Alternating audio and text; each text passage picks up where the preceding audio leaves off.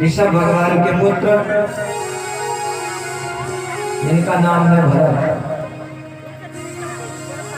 भरत जी महाराज एक मृग के चक्कर में पड़ करके मृग बने।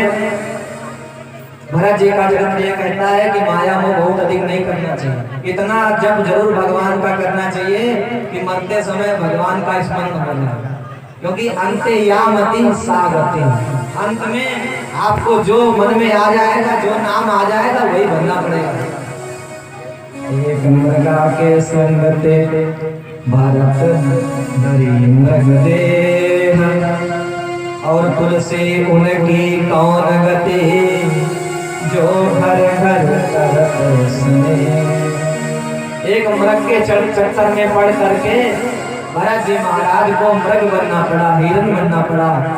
तो उनकी कौन सी गति होगी जो निरंतर अपने माया में व्यस्त रहते हैं। भैया बिटिया को नेक से खांसी आ जाए, अरे अरे डॉक्टर के पास ले चलो, बहुत टेंशन में पड़ जाते हैं। भगवान की मोहिनी मूर्त को चित्त में चिपकाइए, ताकि मरते समय उनकी याद आ जाए और हमारा कल्याण हो जाए। 84 लाख योनियों में न जाना पड़े, बहुत कष्ट है 84 लाख योनियों में। बोलिए भक्तवत्सल भगवान की।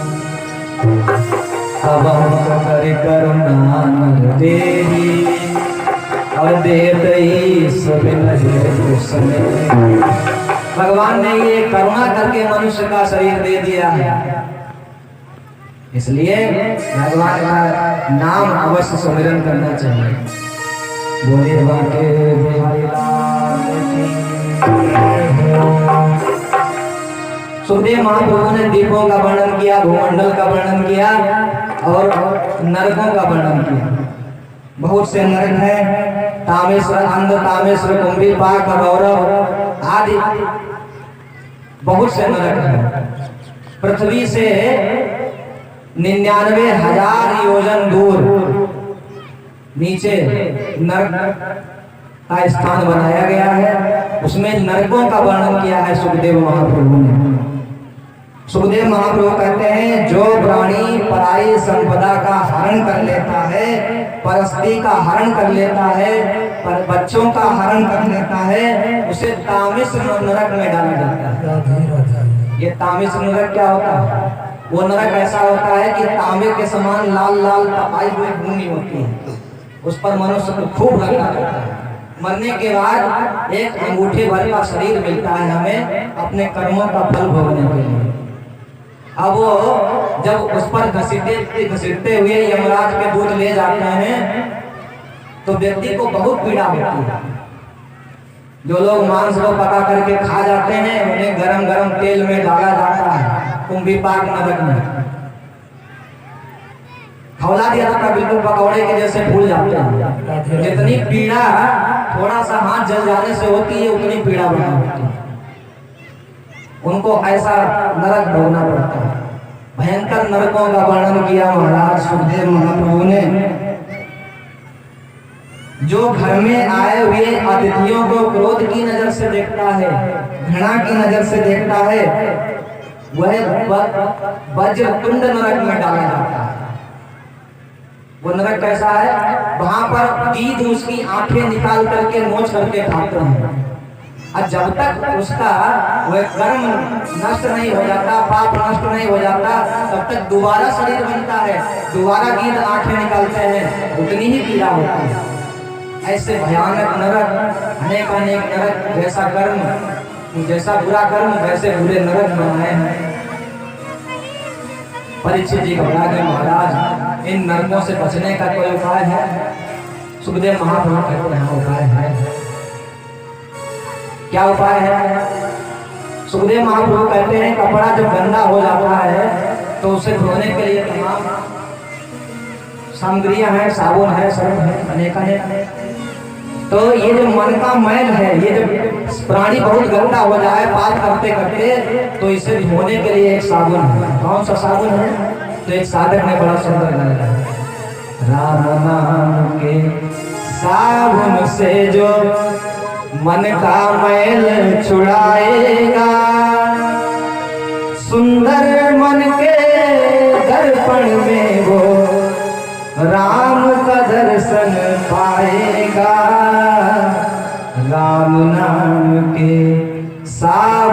से जो राम नाम के जो साबुन से मन का मैल छुड़ाएगा, नित्य निरंतर भगवान का नाम स्मरण करेगा, उसे नरकों का मुख देखना नहीं पड़ेगा।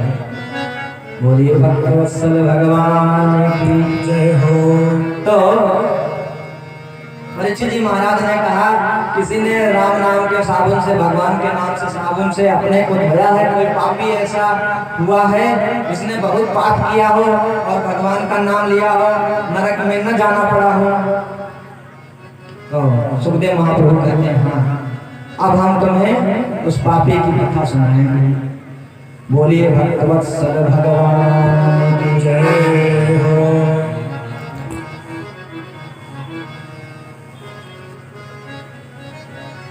एक ब्राह्मण था, कन्नौज जिले में रहता था, जिसका नाम था अजामिल।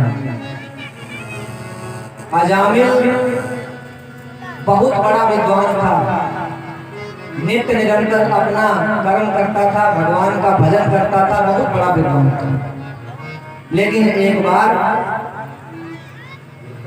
जंगल में समिधा बीनने गया, तो समिधा बीनते हुए उसने एक शूद्र को देखा।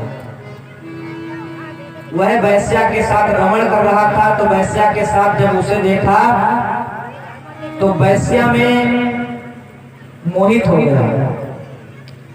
वैश्या में जब मोहित हो गया तो अपना घर बार छोड़ करके वैश्या के साथ ही चला गया। अजामिल नाम का ब्राह्मण वैश्या के साथ जब रहने लगा तो वैश्या के गर्भ से उसके 9 संतान उत्पन्न हुए। एक बार वैश्या के घर में तमाम संत लोग पधारे। संतों से वैश्या ने कहा, महाराज मैं वैश्या हूँ, मैं आटा सीधा आपको दे दूंगी, आप बना करके खा लो। संत ने कहा ठीक है, बनाया खाया। अब देखिए ये जो अजामिल था ये बहुत बड़ा दुष्ट हो गया था, चोरी करने लगा था, भयंकर पाप करने लगा वैश्या के चक्कर में पड़ करके। और जब आया वापस चुरा करके धन, तो देखा संतों को, तो कहे बाबा कैसे हमारे घर में बैठे हो, चलो निकलो यहाँ से। बाबा ने कहा भैया वो तो सब ठीक है, लेकिन हमारी एक बात मान लो। बोले क्या? कहा हमने तुम्हारे घर का अन्न खाया है, तो मैं चाहता हूँ कि अब की बार तुम्हारे जो बेटा हो उसका नाम हमारी इच्छा से रखना। तो कहे बाबा चलो निकलो यहाँ से। अरे ये काम, मैंने तुम्हारा चिमटा थाली नहीं छीन लिया, मैं बहुत दुष्ट हूँ, निकलो। वैश्या ने हाथ पकड़ा, स्वामी रुक जाओ, महाराज जी कह रहे हैं तो इनकी बात मान लो। तो महाराज जी ने कहा सुनो, अब की बात तुम्हारे जो बालक हो उसका नाम मेरे कहने से, उसका नाम नारायण रखना। ठीक है। संतों की बात मान करके 10वां जब पुत्र उत्पन्न हुआ तो नाम रख लिया नारायण। बोले नारायण भगवान की जय हो। नारायण नाम रख लिया।